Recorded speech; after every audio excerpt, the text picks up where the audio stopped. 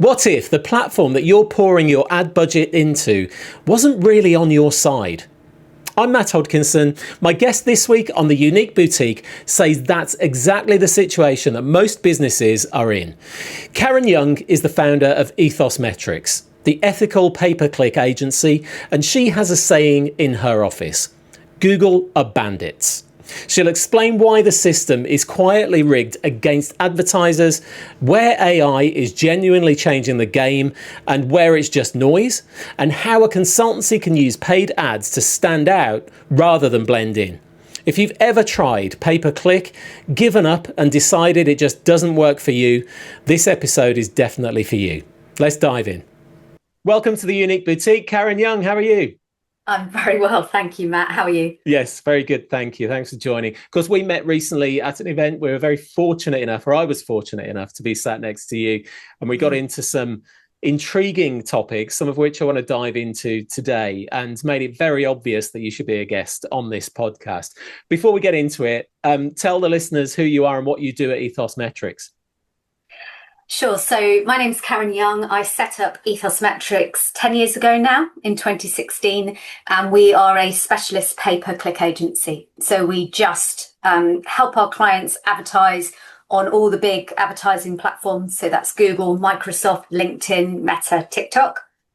And we're very much a metrics and data-driven agency rather than a creative agency. So we take your creative content, we put it out there on the internet, and we make sure that your ideal customers can find you. Let's start with that, because I'm fascinated by this idea of being a metrics-driven and insights-driven advertiser. Because I think some of our listeners out there will perhaps have the perception that this is a creative endeavor, and also that there's a lot of serendipity sort of baked in, that you can't sort of dial up and down the results that you get from this sort of effort. How close can you get to really something that you can predictably see the results coming from pay-per-click? It is actually, once you've run an account for a long time, highly predictable. Assuming there are no sudden shocks in the market, COVID pandemic or competitors tripling their spend. Generally, you can know if you put X amount of money into the machine, you will get X amount of revenue out, or leads if you're looking for lead generation. So it's more a mathematical endeavor in terms of what we do, hence Ethos Metrics. Rather than a creative one. That said, what we do doesn't work unless we have fantastic creatives. So we choose to work with businesses who have got a really clear idea of what they stand for, who their ideal customer is, why they would buy from them. Once you have a formula that works, PPC then can amplify that and ensure that your message reaches far more people. I think that's key, isn't it? Because I know in the work that I do in positioning and messaging, just how important it is to create that resonance with your audience. I think there is a perception, again, in some quarters, that you need to test different messages to get to the ones that work. Should people have the expectation that there is a bit of a burner sort of budget, really, that you can just kind of wave goodbye to before you get to the point at which you're able to get to those results?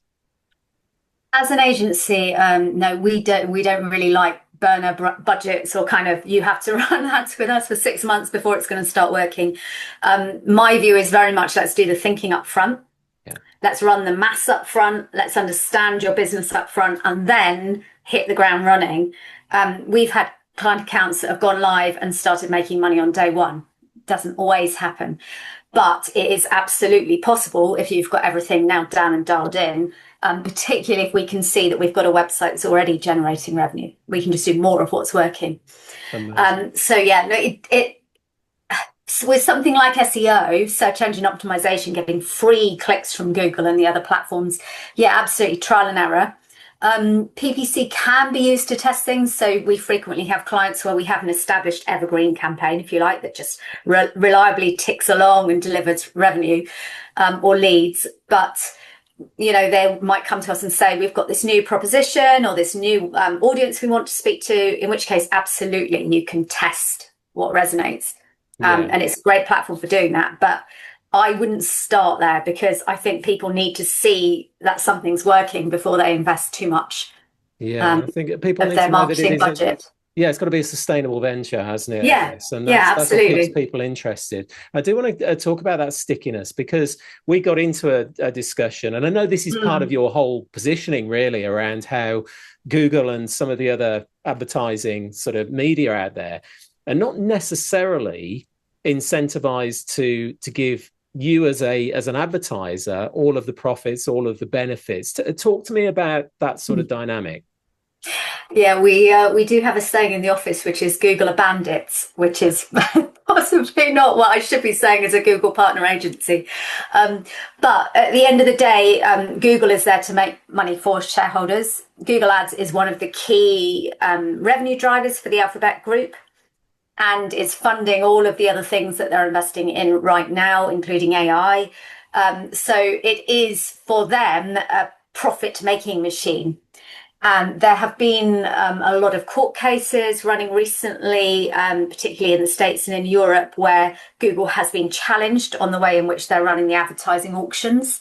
So when you place an ad on Google, you're in an auction with lots of other advertisers bidding for the click, if you like. And there were internal memos shared where Google talked about sort of looking behind cushions and sort of shaking things to find the revenue that they needed. If you think about it in this way, Google Ads is a little bit like going to fill up your car at a petrol station, where the petrol station owner decides the price of the petrol, how much they're going to put in, and how much you're going to, overall pay for it, and how much the car next door is going to get. They control every single element of the auctions. There's no transparency as to why you're paying that much per click for a particular search. So unfortunately, things are rigged against advertisers, particularly smaller advertisers who don't necessarily have the means to understand what they're buying, particularly if they're having a go themselves. Interesting. So how do you counter that, Karen? And is it too simplistic to say that the highest bidder wins? Is it the case that you can buy yourself to the top? Are those with seemingly endless kind of pots of cash to spend this way? Are they going to always ultimately be the winner? How do you account for that? So if you did Google Ads 10 years ago, you might have one view of how the auctions worked. It used to be pretty fair. There was a formula that was based on a range of signals and your bid and how relevant your keyword was to the search.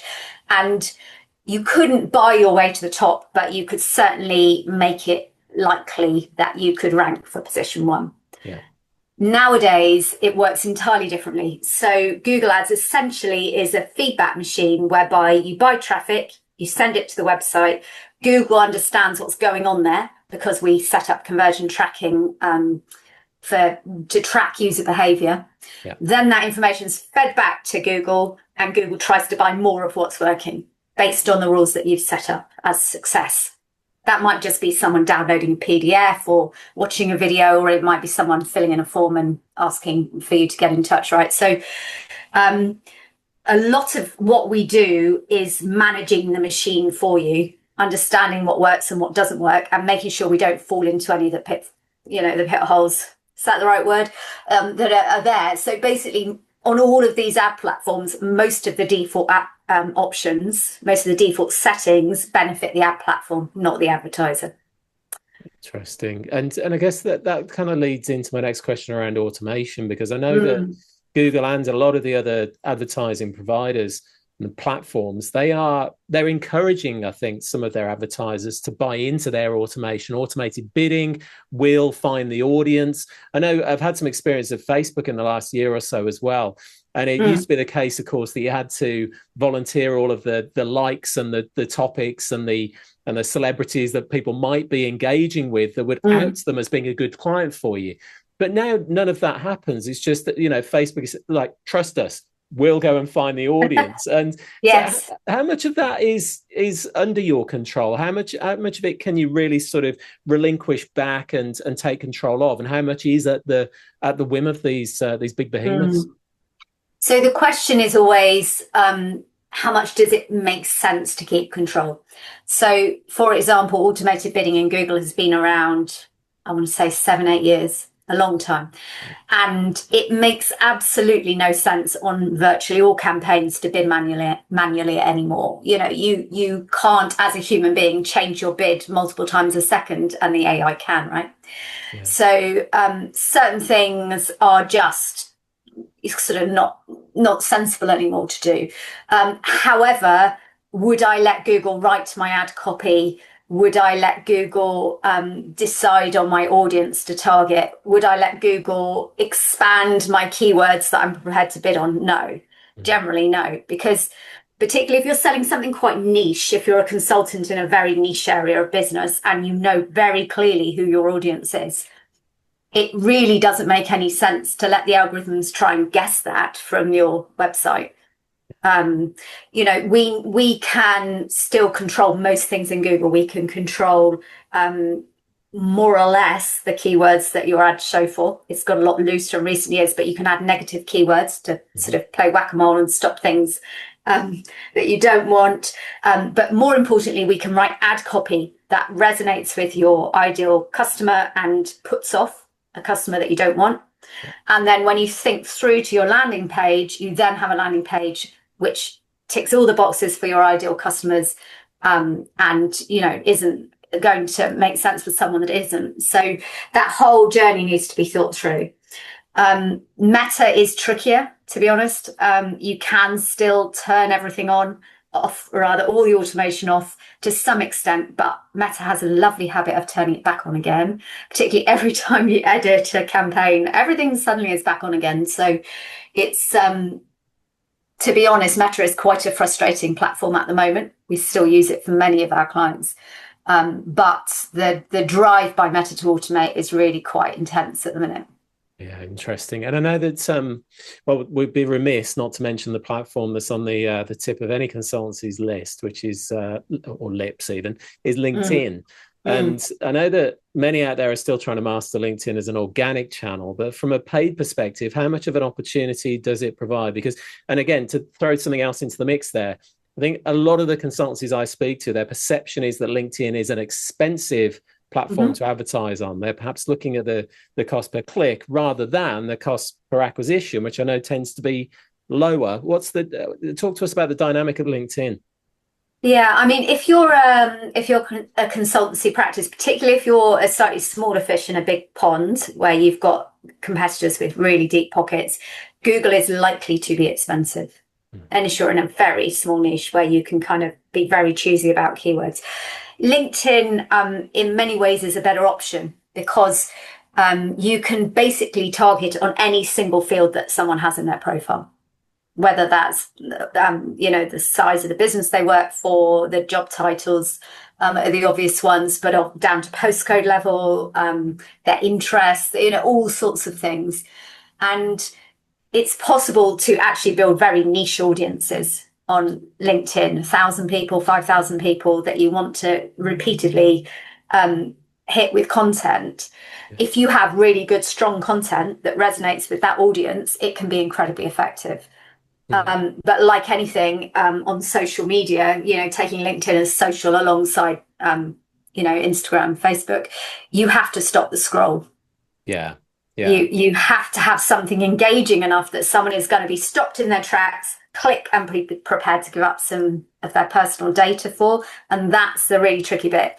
Generally, we find B2B advertisers are not great at putting together content that is kind of scroll stopping, and also engaging enough. Humor works, kind of saying things differently, surprising people, rather than just, we are a B2B consultancy specializing in, the classic. I know that, but of great importance, of course, you've talked about the creative itself being scroll stopping, and you alluded to the journey earlier on as well. What, in your experience, when it comes to the whole B2B advertising space, what is it that's being advertised? Is when it's most effective, of course, is it events? Is it direct to solutions and products? What's the best sort of thing that you would say, especially if somebody's looking to break into advertising for their consultancy? And maybe it's a mix of those things. Maybe there's some awareness stuff as well as conversion stuff. What's your advice there? So it does depend on the business, and do you have any awareness, brand awareness at all in your target market, or are you going in cold? Mm. Um, the I think the key thing, the way that LinkedIn works actually is quite nice because you're targeting an audience, and then you can target that audience with multiple creatives in the same campaign. So the way we would typically work it out for a consultancy, would say, okay, let's just focus on one audience first. If they have multiple audiences, we nail that down in LinkedIn. We get a size of audience that we're happy with. You can see the types of companies that are in there, the business sizes, and then we say, right, can you give us 3 to 5 creatives? So, and you can test different things. And it can work really well just to try different approaches. So it could be a really top of funnel piece that just is like, we're here, we do this thing. Do you have this problem? Very sort of thought provoking. And actually, you can promote the posts of someone like the founder, for example, on LinkedIn. That is a really good way of doing it, particularly if they've got engagement and comments on the post. Or you can go for providing content that people can download. It's very quick and easy in LinkedIn. One click, it pre-populates with your data, and they get the asset, you get their address, email address, and phone number. Or you can go straight in and say, right, we're doing free demos. We're talking to people at this event. Sign up. It really depends what's going to resonate with your audience, which is where the marketing strategy has to come in, and the more strategic, having a think about what's going to work. So we have lots of conversations up front to kind of figure out where they are on the market, what challenges those people have, and what's likely to actually land. But we can test several messages against each other and just look at the click-through rates. That's the quickest way of finding out. That's great. And if there are any existing advertisers out there, Karen, that are running campaigns, maybe trying it for themselves, maybe working with an agency and they're not getting the results they're expecting for, what would be a simple way to sort of audit their approach? What are the sort of metrics or elements of a campaign that you would advocate that they go and just look into and maybe scrutinize a bit better? I mean, it does depend on the platform. The key thing is to avoid what we call vanity metrics, right? So anything to do with, you got this many impressions, you got this many clicks even, you paid this much per click. It really doesn't matter. Would you rather have 1,000 clicks and 1 sale, or 1 click and 1 sale? You'd rather have the latter, right? Because you paid less for that 1 click. And you got the same number of sales out at the other end. So volume is not always a good thing. You could be buying a lot of low quality traffic. So it's more about quality than quantity. If you're paying per click, you only want to pay for good clicks. And I think a lot of the reporting in our industry is a little bit misleading occasionally in presenting information that really isn't what moves the needle. In order to be able to report the right kind of data, you have to have conversion tracking set up. So that will be information back from your website on sales or leads, ideally from your CRM. If you're using Salesforce or HubSpot or whatever CRM you're using, connecting that up to feedback what's actually happened after the click. Yeah. So it's really, I'm happy to audit anyone's account free of charge. If they want me to just have a quick look. With LinkedIn, we can connect up the account to one of our dashboards, and you can see which businesses you're buying. That's often an eye-opener, nice. For example. That's a great offer. Thank you. I did want to ask as well about this idea, because the vanity metrics, all of the stuff we've talked about. You alluded there to the sort of cost per sale, the cost per acquisition. Would you advocate that that people should have a good idea of what their tolerable cost per acquisition is, that they give themselves enough rope to play with? Because I think that I think some of our listeners out there would admit that they've probably tried this before. They've tried their own pay-per-click campaigns, and maybe they just stopped a bit too early. And when they look back in hindsight, they didn't actually spend that much. Maybe they gave themselves a £500 budget to test it, didn't get any results, got scared and said, it doesn't work for me. What's the right approach? Is it to have that tolerable cost per acquisition in mind? How would you sort of reverse engineer it that way? I mean, you have to have the account set up properly. That's like the bottom line. If you haven't got that, nothing's going to work. So yeah, that's kind of your kind of table stakes. And then in terms of knowing what's kind of your acceptable return on ad spend, if you like, in e-commerce, it's often very obvious. Some of our clients have to get £5 back for every pound spent. That's our target. We know that that's what we need to hit. It's very important to split out branded traffic from non-branded traffic. So if someone is looking for you, if you're a known brand, you shouldn't pay very much for that. You might want to defend your brand if your competitors are bidding on your name, but that's as far as it goes. And what a lot of agencies do is mix the two together to give a better figure. And you find out you're preaching to converted. Particularly on Meta, that's a problem, typically. But also in Google and Microsoft ads. So in e-commerce, it's easier. Lead gen can be really tricky because typically Google's cookies will track for 90 days if the user has accepted cookies, the lovely banner that pops up. So you can end up with a situation whereby you lose the customer somewhere en route. So often in B2B sales, it will go something like this. Someone says in a meeting, do you think we need a consultant for this problem? Everyone agrees.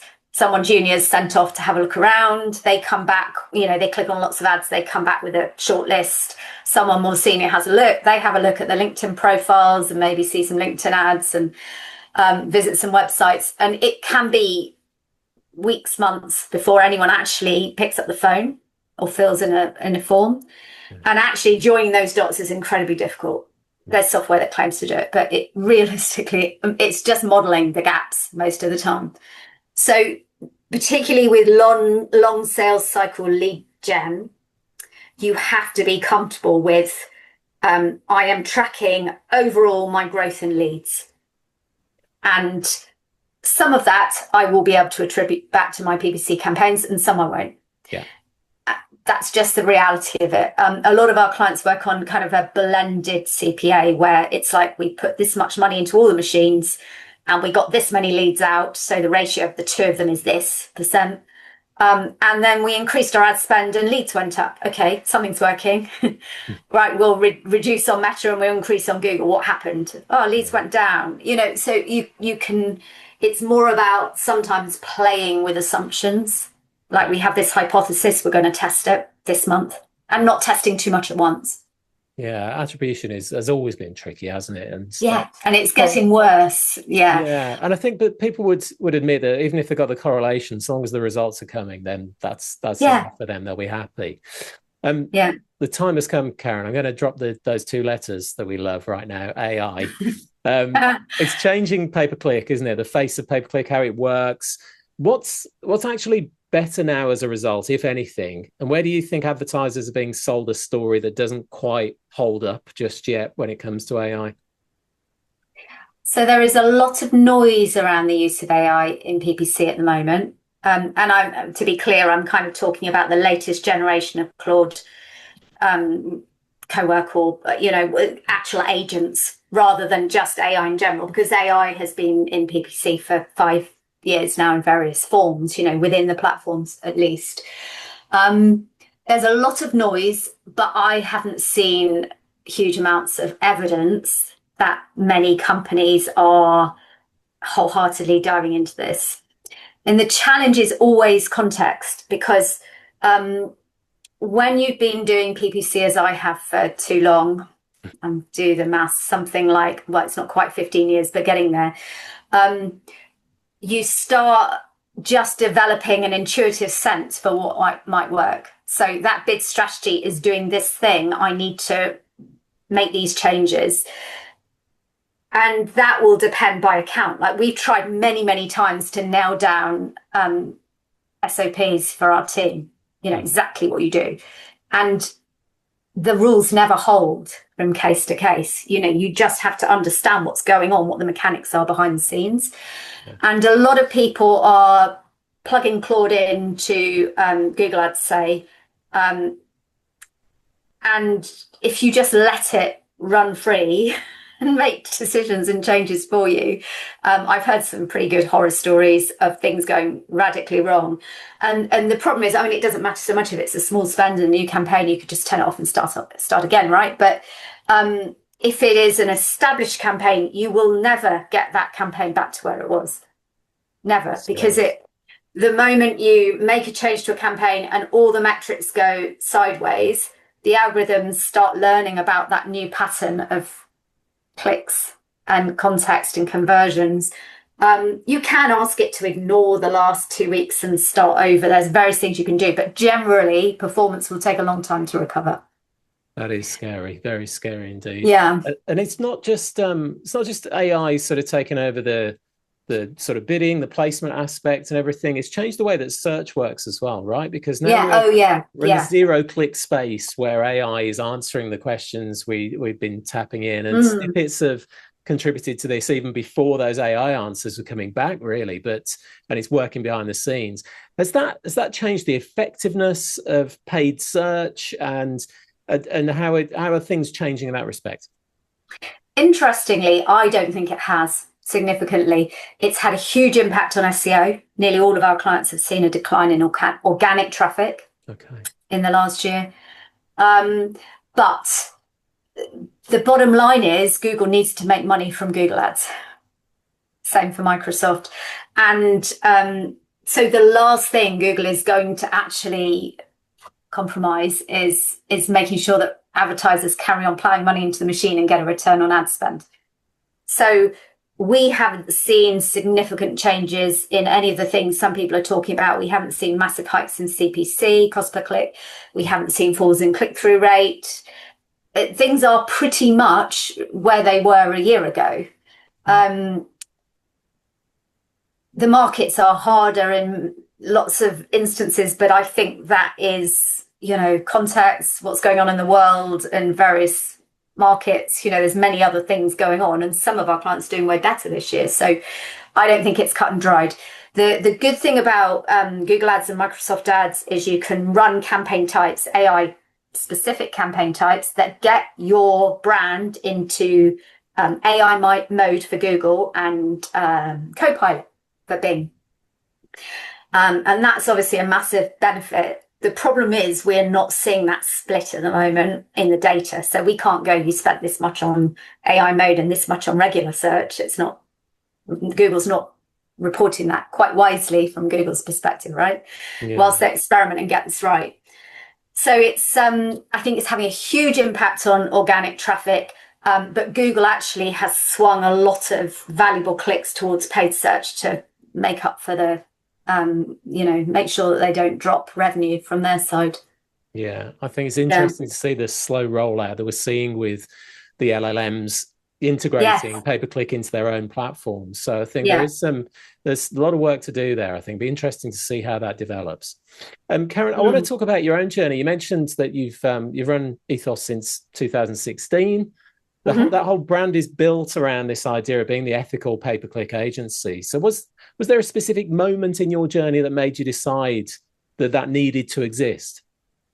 Yeah. So I had a corporate career before I had my children.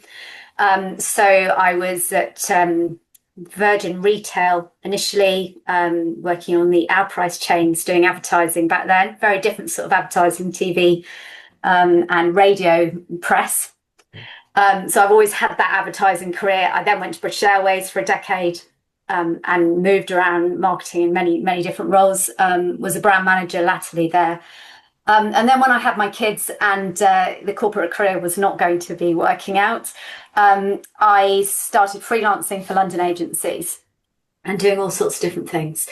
And pay-per-click came up, and it became very clear to me that agencies could not find good pay-per-click agencies, to outsource, whitelist their work to. And actually, most full-service agencies do outsource PPC.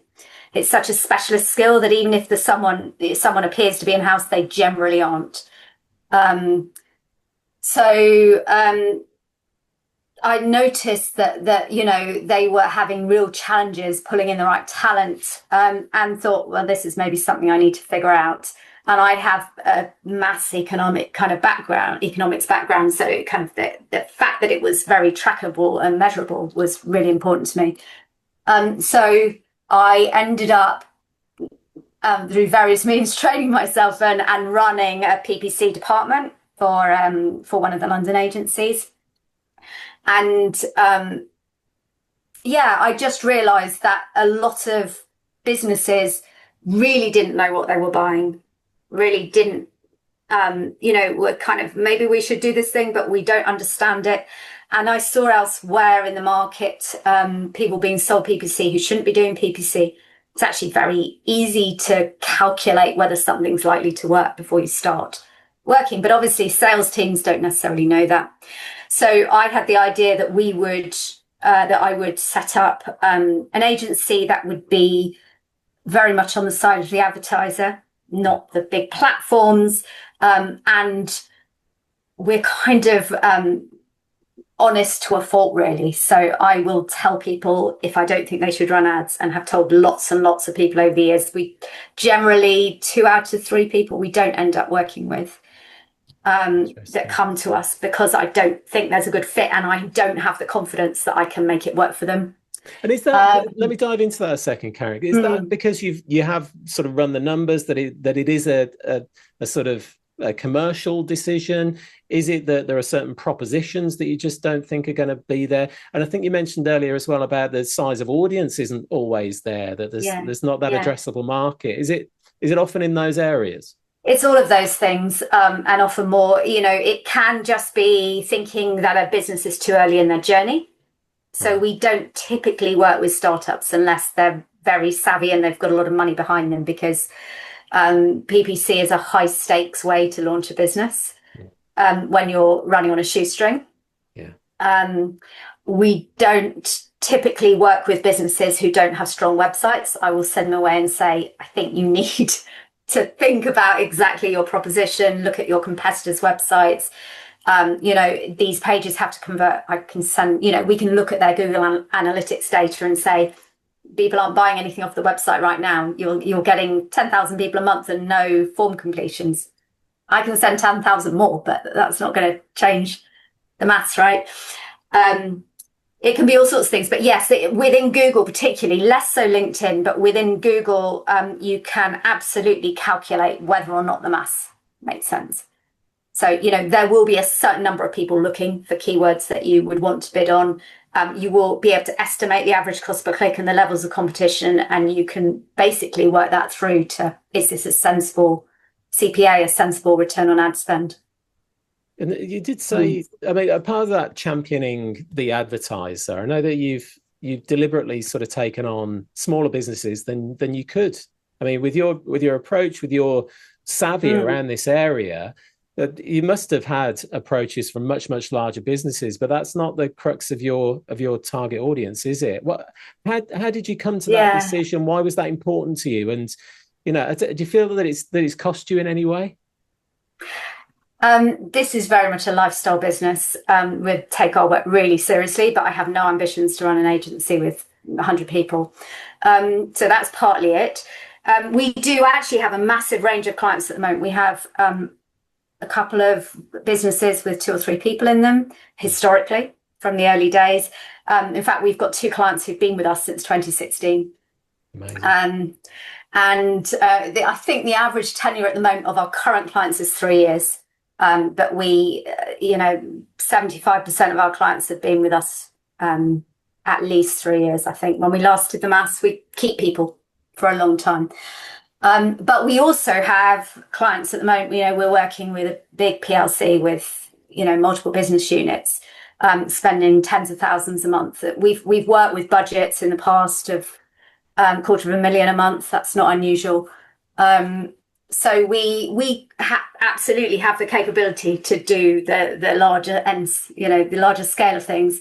But from my point of view, it is nice to have a balanced client portfolio where you have some larger accounts and some accounts where you're actually helping a family business of 50 people to grow. It's in many ways more rewarding to do the latter. Yeah. And in terms of I do want to talk about, of course, we are on the unique boutique, standing out. We've talked about stopping the scroll. We've talked about the need for that creative to be attention worthy for people to really Mm. sort of get the sense that it is for them. Um, Now, so let's dive into the whole sort of differentiation piece, because lots of agencies say that they're honest and transparent, and Yeah, sure. that they Yeah. are ethical, and it's almost become a little bit meaningless. But how Oh, do you yeah. make that stand out for you? How do you make ethical something a buyer can actually feel, rather than just feel like it's another line on a website? Yeah, sure. I mean, you can go and read our Google reviews. We've got 50 something 5-star reviews, and a lot of them talk about honesty and transparency. We are probably, I have people telling me that we have been too honest, because we lose clients sometimes that we could keep quite easily by just, telling them what they want to hear. Um, I think the difference with us is that we are a very different pay-per-click agency than most pay-per-click agencies. There actually are very few agencies of our size serving smaller businesses. Most of the specialist pay-per-click agencies just do huge budgets. So we're kind of fairly uniquely placed from that point of view, but also everyone in my team is a corporate escapee, as we call ourselves, right? So we are all, with the exception of our developer, Sam, we are 45 upwards. We've had corporate careers. I feel massively privileged to have my team because they all are hugely overqualified. They've worked for the big consultancies. They've worked in senior roles as financial directors and managers, as project managers in big corporates. And that gives us a very different perspective. I think all of us look at the scenario that our clients are facing from a very different point of view. We're not just trying to get you more clicks and more revenue. Actually, what fascinates most of my team is, what's its business doing? What's its strategy? How can we help with that? Does this fit into their marketing strategy overall? Where can we advise? We see ourselves more as consultants, actually, than just implementers. Yeah.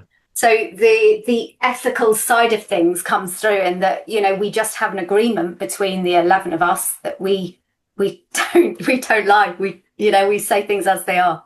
Yeah, I love that. Yeah. Karen, we've come to that point in the interview where I ask you for your snog, marry, avoid. Now, it's not the usual, as I warned you. The snog is, what is a quick win in business? Maybe you could relate it to the world of pay-per-click. What is a quick win that you would advocate some of our listeners do in their own business? It's going to help move them forward in the very, very short term. A quick win in PPC. If you are running Google ads, just go and look at your search terms. Ask your agency for a search terms report. Don't look at keywords. Keywords are what you give Google. Search terms are what people type into Google when they're seeing your ads. That can be eye-opening, and it shows you how well the two match. Interesting. I get the sense as well, when it comes to a lot of search terms, there's going to be a lot of disparity. We talk about the long tail, of course, and the importance of that. Should people be too worried that there are low volumes of the specific search terms around their proposition? It's about the balance of what you're actually paying for. So you want to see what search terms you've had impressions for and clicks for, what you're paying for, how much you're paying on average per click. Yeah. And you will sometimes find that your absolute perfect search term, which you can look up how many people are looking every month. So let's say, your perfect search term has 1,000 searches a month, and your ads only showed 50 times last month, and you only got 3 clicks. Well, you're buying a load of stuff that isn't what you actually want. Google will go after the lowest hanging fruit. If you are prepared, if your account is set up to show Google you're prepared to put up with lower quality traffic, Google will give you it. It's like, think back to the old newspaper scenarios where you buy the inside front cover, or you buy a tiny ad buried at the back. Google wants to sell you the rubbish because it can then sell the best ad placements to everybody else. So yeah, it's sort of just scrutinizing that. There will be wastage in there. There'll be the odd wrong thing. But on balance, is this reflecting what you should be buying? And it should be. Great. Okay, a marry is something that you couldn't live without in business. What's the mainstay?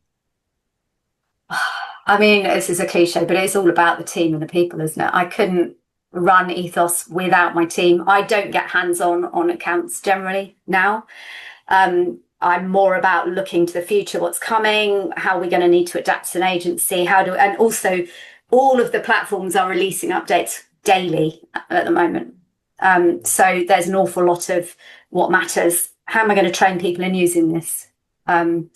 So keeping my eye on the ball, I have to have a team that can just be fantastic client managers and amazing account managers. So yeah, they couldn't live without them. They've got to have those interpersonal skills. But you alluded to SOPs earlier as well. How important has that been to you to really sort of try and systemize the operations in the business as well? 8 years ago, it was important. Since COVID, no, because things changed too fast. We used to have a written library and then we had a video library after that. But, because it was faster to make the videos. But even now, I can't keep up with that level of change. There are as I say, every day something is new. That's interesting. So it's about having, and none of my team have worked with me for less than 2.5 years now. And I've got people in my team that have been with me 9 years. Yeah. So we're a really long-standing team, really, really sort of stable team. And because everybody has such good basic grounding, I can just throw another thing at them and they will slot it into the overall picture. Without that, it would be nigh on impossible. I don't know how agencies do it, to be honest. Yeah. Like you say, you retain people, you retain clients. We're definitely talking to the right person here. Yeah, exactly. Karen, the last one is avoid. What would you advocate ditching in business that you think isn't serving people?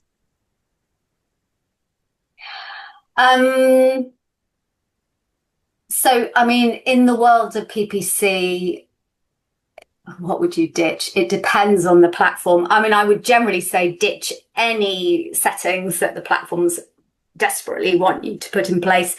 Google send out emails frequently that say, just click this button and we'll apply recommendations for you. And Google's recommendations benefit Google. They will throw your account completely off piste if it's been set up properly. And they're really unethical. One click and that's it. It's off. So generally sort of ditch all trust in what's being sent to you as to what the right thing to do is. Every single one of the platforms has these are our recommendations. If the platform's recommending it, I would say we only take on board 1 in 10 of those. Amazing. At most. I was going to say that's my big takeaway from our talk today, Karen, is ditch that trust of the big boys. We think they're serving us with their platforms. We think that, of course, if we're spending with them, the retention is going to bring their revenue, is going to bring their profits, but that's not quite how it works. It's more nuanced than that. So I've learned an incredible amount. I'm sure our listeners have today. Where can they find out more about you, Karen? So I'm embarrassed to say my marketing is nowhere near as good as it should be. We've been very lucky to be very busy with clients for the last little while. Our new website is imminent. You can look at the old one, but it's pretty out of date. That's at ethosmetrics.com. I have sporadically been very active on LinkedIn in the past, so you can, if you are desperate, dive back into the archives. But the easiest thing is just to reach out. I'm happy to have a chat with anyone. Wonderful. Thank you so much for being with us on the Unique Boutique today, Karen Young. Fantastic. Thanks so much for having me. It's been fun.